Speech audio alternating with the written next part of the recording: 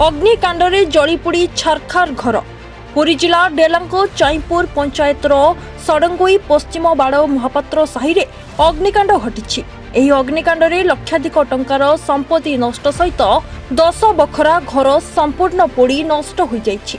ସୂଚନା ଅନୁସାରେ ଗ୍ରାମରେ ରମେଶ ମହାପାତ୍ରଙ୍କ ଘରେ ନିଆଁ ଲାଗିବା ପରେ ତାଙ୍କ ଦୁଇ ଭାଇଙ୍କ ଘରେ ନିଆଁ ଲାଗି ଯାଇଥିଲା। ଆଉ ଏହି ନିଆଁ ଲାଗି ଘରେ ଥିବା ଧାନ ଚାଉଳ ମୁଗ ସହିତ ଆବଶ୍ୟକୀୟ ଜିନିଷପତ୍ର ପୋଡ଼ି ନଷ୍ଟ ହୋଇଛି। ରାତି ପ୍ରାୟ 2ଟା ସମୟରେ ନିଆଁ ଲାଗିଥିବା ବେଳେ ସ୍ଥାନୀୟ ଲୋକେ ଓ ଅଗ୍ନିଶମ କର୍ମଚାରୀ ନିଆଁକୁ ଆୟତ୍ତ କରିଥିଲେ। वर्षा लगी रही अग्नि विपन्न नहीं नथिबा असुविधार सम्मुखीन होइथिले।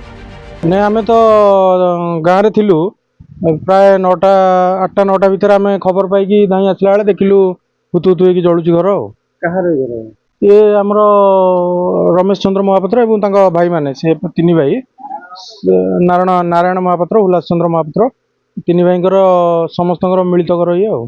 केते बखरा घर घर प्राय 8-10 बखरा हम 8टा 9टा खंडे हम से भर लगे आम जानू वर्षा तो हूँ घरे बसीचु आम गाँ लोक देखिकी डाक पकड़े हे निआ नागिगला निआ नागिगला आम देखला बेलू तो सब पोड़ी जलिकी पाउस हेली घरे पशि पार्लुनि कि किसी काढ़ी पार्लुनि आउ कौन करू छुआ पिला को नबू ना जीवन नहीं कि जीवु ना जिनस पतर नबू। केते बखरा घर हम 8-10 बखरा घर संपूर्ण पड़ीगला संपूर्ण जाइछि। केमती निया लागितला केमिति नागिला आम जानिनु कि देखिनु ना का घर जते अधा जड़ी गले आम देखला बेलू वर्षा होती जा घर जी पैसे आ किए देखुची से मुंड निया लागी ए मुंड आसी पाइले आ कौन करू आम जानी पाइलुनी किछि। आज्ञा आम 9टा 8:30 9टा भीतर देखला बेलू घर आम जलुची आज्ञा ओदा चाल भितर भितर कुलुची आम जानी पाइलुनी हठात गाँ लोक आम भी जानी पारनु गाँ लोक आमको डाकिले तुम घर निया जलुची आम हठात देखला बेलू गाई आगुआ प्रथम गाई गोरु फिटे देलु तापर मनुष्य आम बाहरी पड़ू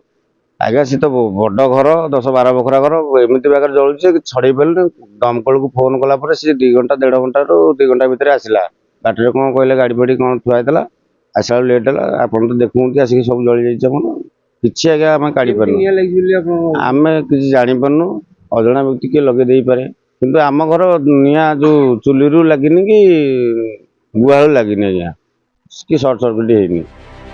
गोपुर जयंत कुमार सेठी रिपोर्ट रिपोर्टर्स टुडे।